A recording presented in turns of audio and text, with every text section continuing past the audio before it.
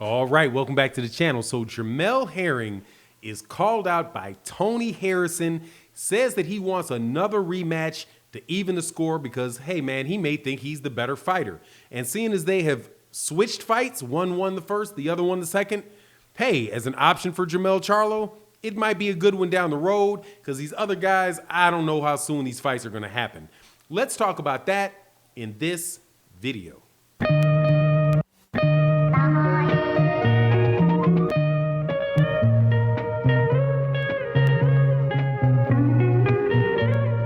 All right, welcome back to the channel. So in this video, I get to talk about one of my favorite fighters in boxing, and that is the king of the 154-pound division, Jermell Iron Man Charlo, the brother of Jermell Charlo. He's the WBC, WBA, and IBF 154-pound champion. And in my opinion, a guy that should definitely be in the top 10 pound for pound after what he's accomplished over the last couple years. I say the same thing for Errol Spence Jr., Gervonta Davis, and within the top 10, dude, I got Gary Russell Jr. there as well. I just think there's a lot of fighters, black fighters from America that do not get the credit that they deserve on those lists. So, dude, for me, I'm gonna acknowledge that for Jermell Charlo right up front. This dude deserves get that credit, and I can't wait to see who he's gonna fight next. Now, obviously, the people who people want to see Jermell fight next is Brian Castano. Not that Brian Castano is the greatest fighter in the world, because he's not. He's a very solid fighter, a good fighter, a game fighter that is probably going to get knocked out by Jermell Charlo. Brian Castano got his belt off of Teixeira, but that's the WBO belt at 154, and there's just not ever, for a very long time, there's just not been very much competition there, and it kind of sets off to the side from the other sanctioning bodies in that weight class, right? So much so that people were saying that the PBC was no longer recognizing the WBO as a championship belt. I don't think that thought and the fact that Castano got to fight Teixeira, I don't think that that's a coincidence, but it is what it is. Jermell Charlo, though, is definitely the king of 154, and so people want to see an undisputed fight between the two. Unfortunately, Jermell Charlo poured a little bit of water on that and said, hey, man, that fight's not done. That fight's not done yet. But he did say that he would be on a co-main event with Errol Spence. So the only thing we know about Jermell Charlo's next matchup is that, one, it's going to be announced soon, and two, there's a chance it's not going to be Brian Castano. So, what does that mean? It probably means that Jermell Charlo is going to take a easy fight as a co-main event with Errol Spence Jr., and then the next fight, hopefully, he'll have his own pay-per-view where he can fight for undisputed against Brian Castano, and hopefully by that time, fighting on a co-main event with Errol Spence, that he would have had the name recognition. He will get the name recognition necessary, to really get enough of a pay-per-view to offset the cost of the fight and make it worthwhile for everybody to do it, right? But if he doesn't fight Brian Castano next, then who's he going to fight? The only guy that I can really think of is Jarrett Hurd, of the guys that are at the top that he hasn't already fought, right? Landy Lara is on his way to 160, my understanding is. J-Rock is still coming off of a knockout loss against Jason Rosario. So I don't know if a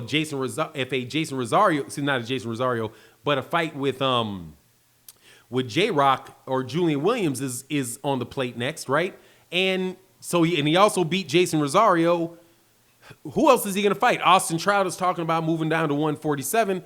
Who's he going to fight? The only people that I could see is maybe a Fundora, a Fundora fight, which why would he fight Fundora? Fundora is like, there's nothing really to that fight. But Jermell Charlo also says that he is not leaving 154. He's going to be at 154 for a while. So my thing is, since the only people that he has to fight are 147 pound guys moving up, like Danny Garcia, or maybe he can wait around for Terrence Crawford or Errol Spence to move up. But as of right now, it's just he's cleared out that division. So when Tony Harrison, who announced his next fight coming up, I can't recall who he's fighting next, but he said, look, dude, I give a lot of props to Jermell Charlo, but I want a rematch. I think that I could beat him in a rematch. And honestly, I don't see where there's a lot of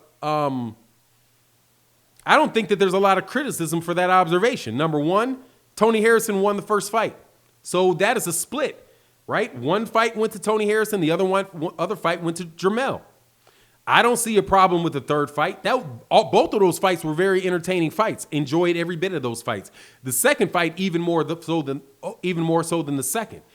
A third fight between the two of them, I would love to see, because I don't go with this thing that, oh, Jermell knocked him out, so therefore, there's no way that Tony Harrison can win that fight. It might have been that Tony Harrison lost concentration, which he did in that fight, started getting cute because he could do what he wanted to do in the ring as a boxer against Jermell, and Jermell was coming forward, but, he got a little too lax. When he got lax, bow, he got took out. That doesn't mean that he's going to get lax in the next fight. Anybody, like somebody said on my live stream said, anybody can get got if they're lax, right? But you got to deal with the ramifications and repercussions of catching that dude when he was lacking. In this particular instance, I don't think you're going to catch Tony Harrison lacking in the third fight. I think that he's now got a healthy respect for Jermell Charlo, and you'll see Tony Harrison fight a different fight. And will that result in a win for him? It may. Do I think it will? Probably not. He might get stopped again. However, when you look at all of the fights that are available to these guys, Tony Harrison should be in the consideration. Also, there's another trend in boxing that is a relatively new trend, which is the idea that you don't have rematches in fights. Dude, there are old school fighters that fought each other 5, 6, 7 times and split them. Some of them, the guy that won fewer, right, or lost the series, actually got a knockout win in that fight. So you can also see, scenarios like Lennox Lewis versus Hasim Rahman. He got knocked out. He came back and knocked him out in the next fight, right? So I don't see why people are so quick to say that we shouldn't have rematch. And this is a rematch that I wouldn't mind having. That said, I'm not silly. I am sure, 90% sure, that Jermell Charlo will beat him. You know what I mean? But the same thing goes for Brian Castano. I'm 90% sure he's going to beat Brian Castano. And the only reason that I really want to see that fight is because of the Undisputed associated with it. So if Undisputed is accomplished by Jermell Charlo, he fights two people. He fights one guy, whoever this is, and then he fights Castano, or if he fights Castano next and he's undisputed, if he ain't trying to move out the weight division, then hey, man, you're going to have to fight somebody. And I know a guy that matches up well with Jermell Charlo and gives Jermell Charlo a lot of problems, and that is Tony Harrison. Tony Harrison is giving him more problems than anybody else, and it just off of his ability to box. So, I'm sure a lot of people will just discount this and say, oh, no, we don't want to see that fight. We already know the outcome of the fight. We saw it before. But, dude, Anthony Joshua lost to Andy Ruiz. What happened the next fight? He wins, right?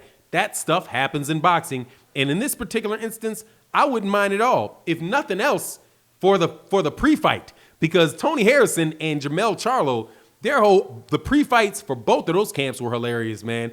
Because Tony Harrison got a mouthpiece on him, and he'll sell the fight. So I absolutely want to see the fight at some point in time. Will it happen next? I doubt it. Obviously, because Tony Harrison has another fight coming up. But it could happen, and I think Tony Harrison should not be eliminated from the consideration. Similar to what's going on with Erickson Lubin. Erickson Lubin is roaring back in the 154-pound division. He got knocked out by Jermell Charlo. At a certain point, if Jermell Charlo stays there, Erickson Lubin is going to deserve a rematch, man. So anyway, you tell me what you think about it in the comment section. I know that this is not, you're going to get differing opinions on this, and I'm cool with that. Just let me know what yours is, and let me know what you think about mine. And with that, I'm out. Peace.